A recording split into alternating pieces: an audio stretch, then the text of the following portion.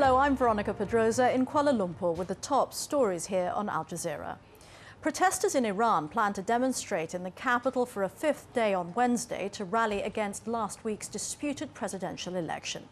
On Tuesday, supporters of President Mahmoud Ahmadinejad also rallied, protesting against a government offer to hold a partial recount of the vote. Well, that offer's been rejected by the opposition, who allege widespread electoral fraud. They want the election to be held again. The death toll from a blast at a coal mine on Indonesia's Sumatra island has risen to 27. Local media say officials are scrambling to rescue scores of people still trapped inside the mine in Sawalunto city. It's not known what caused the blast. The surviving leaders of Sri Lanka's Tamil Tiger rebels have announced the formation of a new government in exile in their fight for a separate homeland. In a recorded statement, Selvarasa Pathmanathan, the group's international relations chief, said he was forming a provisional transnational government. His announcement came nearly a month after the LTTE leader, Velupillai Prabhakaran, was killed by government forces. Former US President Jimmy Carter has criticized Israel's blockade of the Gaza Strip. On his latest visit to the territory, he said Palestinians were being treated more like animals than human beings.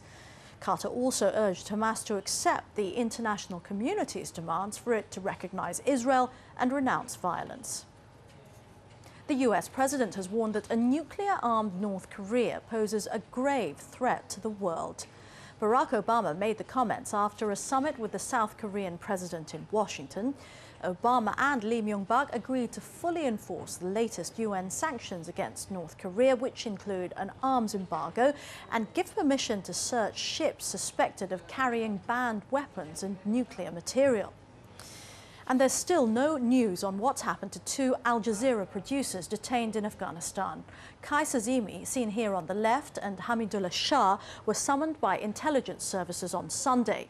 They've not been heard from since, and Al Jazeera has not been given a reason for their detention.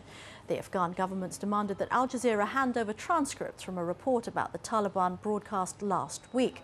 This network stands by the story and the integrity of the journalists who produced it. The latest updates are available on our website at aljazeera.net/English.